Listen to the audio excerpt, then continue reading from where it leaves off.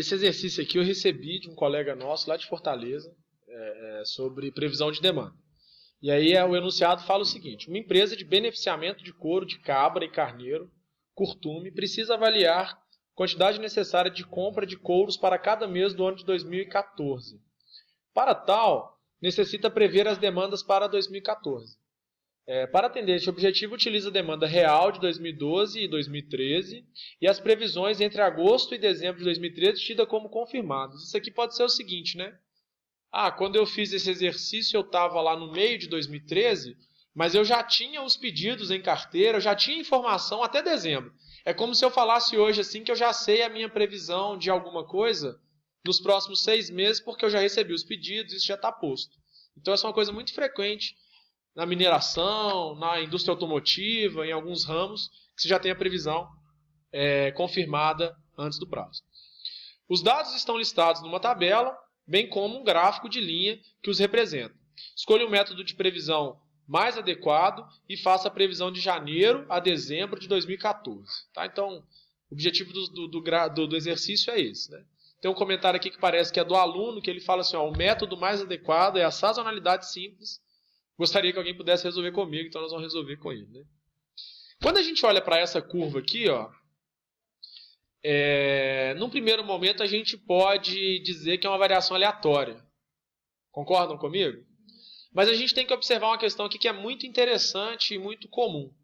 A gente tem dados aqui de 2 anos, tá? E é frequente que a gente tenha algumas demandas, né, que tem sazonalidade de 12 meses, ou seja, o comportamento que aconteceu agora em março, em alguns casos, pode se verificar de novo em março do ano que vem. Então aqui a gente não tem um número suficiente de dados para afirmar isso com total garantia, mas notem que eu tenho aqui um comportamento nesses 12 dados aqui, que se parece muito com esses 12 aqui. Concordam ou não? Parece que essa curvinha aqui, até aqui, é muito parecida com essa daqui para frente. É como se eu tivesse dois intervalos de sazonalidade iguais a 12 meses expressos aqui. Tá ok? Joaquim, estou na dúvida. A gente pode testar, por exemplo, alguma técnica baseada em variação aleatória e ver o desempenho, alguma técnica baseada em sazonalidade e ver o desempenho. O desempenho da técnica vai nos dizer qual que é a mais adequada ou não. Podemos fazer isso? Sim? Então, olha só. Eu tenho aqui uma planilha com esses dados todos. Então, até aqui, nós temos dados históricos. Daqui para frente é o que a gente pretende prever. Tá? Podemos começar com uma técnica simples, né, que seria, por exemplo, uma média simples. Então, eu não sei, não tá claro para mim que eu tenho ali variação aleatória. Então, eu vou pegar a média aqui, vou pegar os dados que eu tenho disponíveis, vou dizer que a minha previsão é essa daqui. Desculpa, eu preciso travar isso aqui para arrastar a fórmula.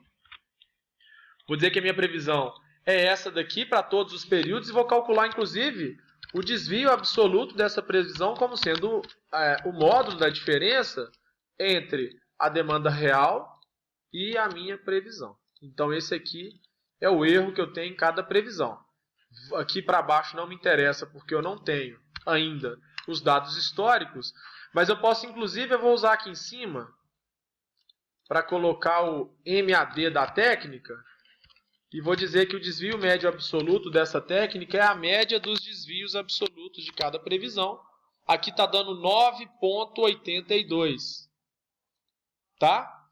Se eu considerar que esses dados, em média, né, são 67,45, é como se eu dissesse que em cada previsão eu erro em torno de 15% do valor dela. Isso é bom ou ruim? Depende do que você está prevendo. Esse erro de 15% pode representar a falência ou não do seu negócio. Então depende do que você está vendendo. Às vezes errar 15% coloca a vida e a segurança de algumas pessoas em risco. Às vezes não faz diferença nenhuma, né? Às vezes é o exemplo que a gente brincou numa das aulas para trás, né? Vamos fazer a previsão da coxinha da cantina. Então, se de, 20 coxinhas que estavam previstas, eu errar 15%, vai dar o quê? 3 coxinhas? ninguém vai morrer ou quebrar porque faltaram 3 coxinhas ou sobraram 3 coxinhas. Concordam comigo? Agora, se isso for, por exemplo, uma previsão de alguma coisa relacionada à proliferação de um vírus que pode causar infecção hospitalar numa área de cirurgia de um hospital, às vezes 15% pode causar danos irrecuperáveis, tá bom? Então vamos guardar esse valor de 15% aqui e vamos seguir em frente. Esse exercício tem uma questão muito interessante, porque se a gente acreditar que existe um comportamento sazonal aqui e que o intervalo é de 12 meses, ou seja, o que aconteceu aqui em janeiro, aconteceu parecido em janeiro do ano que vem, tá certo? O que aconteceu, por exemplo, não dá para ver direito, mas parece que é agosto, aconteceu de novo em agosto do outro ano. Então, se eu acredito que esse comportamento sazonal se repete a cada 12 meses, qual que é o tamanho do intervalo de sazonalidade? 12, não é isso? E aí eu vou ter que fazer uma previsão de demanda para o intervalo sazonal igual a 12. E aí a gente ainda não tinha tido a oportunidade de trabalhar com o intervalo de sazonalidade par. Não é isso? Embora a gente já tenha perguntado isso aqui na sala, qual que é a dificuldade, né? Eu tenho 12 pontos, porque quando a gente vai trabalhar com média centrada móvel, quando a gente vai trabalhar com séries temporais com sazonalidade, a primeira coisa não é fazer a média centrada móvel. Se eu tenho 12 pontos, onde é que eu vou centrar essa média? Se eu pego aqui, ó, 1, 2, 3, 4, 5, 6. Se eu coloco ela aqui em junho, ela vai ter 5 pontos à direita, 6 à esquerda e 1 no meio. Então não é bem o centro. Então o que a gente precisa? E isso dá um pouquinho de trabalho nesse exercício. Eu vou calcular as médias no meio do centro, né, que a gente fala. Deixa eu inserir linhas aqui só para conseguir ilustrar isso melhor.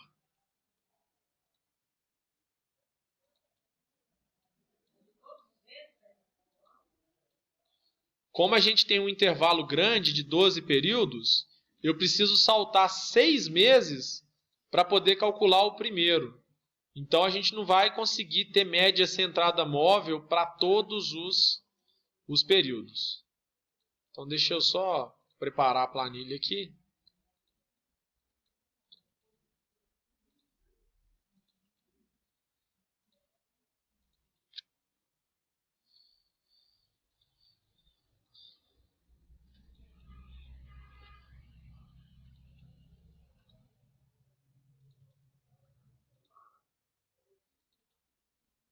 Primeira coisa que tem que estar claro para a gente é, eu não posso mudar o intervalo. Então, se o intervalo é 12, eu preciso usar 12 pontos para fazer a média, estando 6 de um lado, 6 do outro. Então, eu vou pegar, ó, 1, 2, 3, 4, 5, 6. Todo mundo concorda que o centro de 12 está aqui, ó?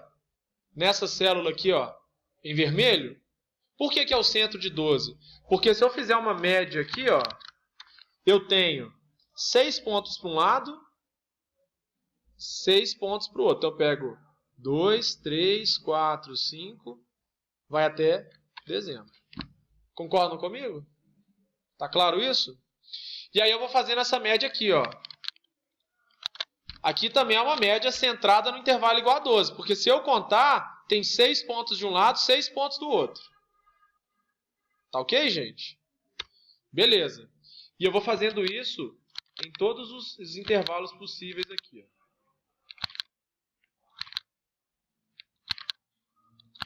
Deixa eu verificar se eu estou saindo do meu intervalo. Não, ainda tem mais alguns pontos possíveis lá.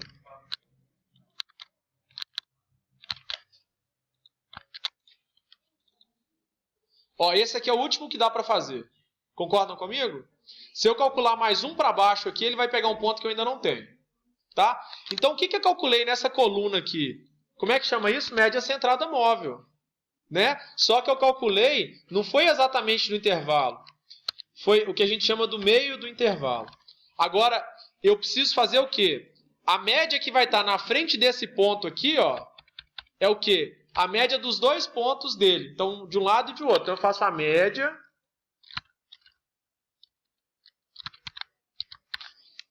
desses caras aqui, ó. Concordam comigo? Então, beleza. Então, eu tenho essa média dos dois e vou fazer isso para os pontos que forem possíveis.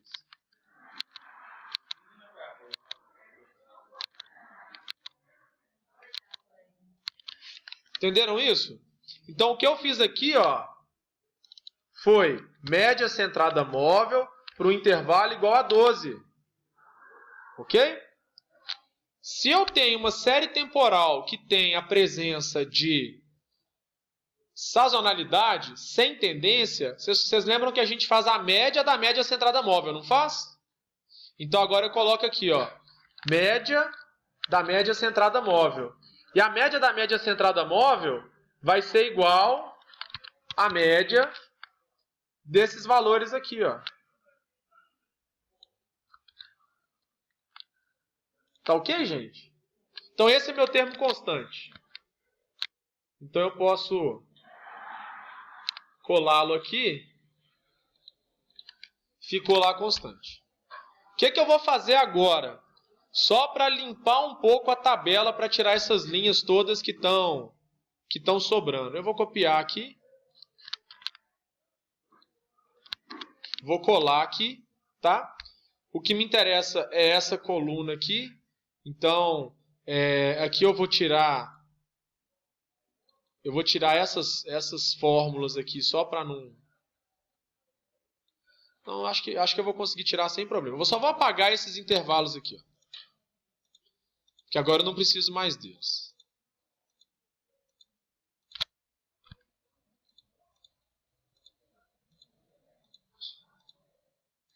Como eu vou apagar os valores das médias dos meios, vai dar erro lá, mas aí a gente copia e cola da outra planilha.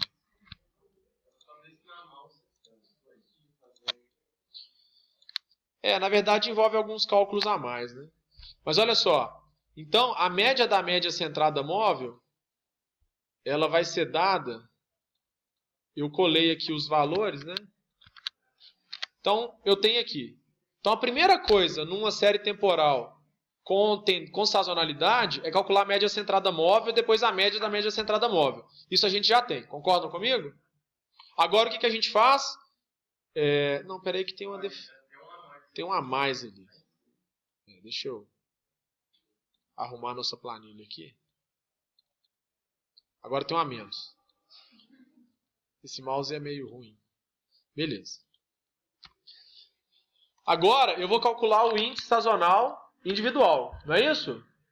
Esse índice sazonal individual é o quê? É a demanda real ou histórica dividida pela média da média centrada móvel, não é isso? Beleza, fazemos isso aqui para os 12 períodos. Depois a gente calcula o índice sazonal do intervalo, que é a média dos índices individuais dos pontos análogos. Qual que é o ponto análogo de janeiro de 2012? Janeiro de 2013, concordam comigo? Então eu faço média, né, desse ponto aqui com o janeiro de 2013. Ok? E vou fazer isso para os 12 meses do ano. Porque quando eu pegar, por exemplo, dezembro, que está aqui, olha lá, pegou o dezembro de 2013. Entenderam isso? Então eu tenho 12 índices sazonais de intervalo, porque o meu intervalo é de tamanho 12. Então agora eu vou copiar e vou colar esses caras aqui com os mesmos valores. Então, os primeiros 12 são exatamente iguais aos outros 12. Ao segundo conjunto de 12 dados. Gente, está tranquilo? Beleza. Nenhuma novidade. A previsão. Como é que a gente faz a previsão? A previsão é dada pelo produto da média centrada móvel pelo índice sazonal de intervalo. Então, essa daqui, ó, é a nossa previsão para os 12 primeiros meses. Tá bom? E aí o exercício fala assim, faça a previsão também para 2014. Como esse exemplo não tem tendência, eu posso pegar aqui, ó, a média centrada móvel. A média da média centrada móvel vai permanecer constante, não é isso? Esses 12 índices sazonais de intervalo também vão permanecer constantes ao longo do tempo. Posso, inclusive, não vou fazer só 2014, não. Vou fazer 2015 e 2016 também, tá? Porque isso não vai mudar. E aí a minha previsão vai ser dada por isso daqui, ó. Ok? Então, se eu quiser, por exemplo, colocar num gráfico a demanda real, a previsão, antes de fazer isso, vamos calcular o desvio absoluto dessa técnica, que é dado pelo módulo da diferença entre a demanda real e a demanda prevista, aqui no caso, né? Só para os períodos em que eu tenho dados históricos. E aí eu vou calcular qual que foi a média do desvio absoluto dessa técnica. Enquanto usando a média simples, a gente teve um erro médio absoluto de 9,83, usando a técnica da sazonalidade, o erro foi de 2,7, 2,71. Muito bom, né? Assim, melhorou muito. Concordam comigo? E aí a gente pode, inclusive, fazer comparações, né? Então, demanda real. Não vou pegar até 2016 não, porque vai ficar confuso. Vamos só fazer o dezembro de 2014, que é o que foi pedido no enunciado. Então, eu vou pegar a demanda real, né? Só tenho ela até 2013. Vou pegar qual que teria sido. Então, deixa eu só arrastar isso aqui. Porque a previsão seria essa, né? Então, vamos lá de novo. Demanda real, média simples e a previsão que a gente obteve com a sazonalidade. Se eu insiro aqui um gráfico de linha, eu vou pôr isso aqui. O que é que eu tenho aqui? Em alaranjado, a média simples. Não serve, né? Joga fora todo o comportamento sazonal dos dados. Concordam comigo? Em azul, a curva da demanda real. Aquela que a gente recebeu do exercício. E de cinza, eu tenho a previsão. Aqui eu tenho, né? 2012 e 2013. Como é que ficou o erro, né? Como é que tem um desviozinho. E a previsão toda para 2014. Notem que a gente conseguiu reproduzir uma curvinha que absorve o comportamento dessas duas curvas anteriores. Então a resposta do exercício é: faça previsões para 2014, tem aqui 12 previsões expressas no gráfico, né? E elas estão aqui, ó. Então essas são as previsões para 2014. Ok, gente?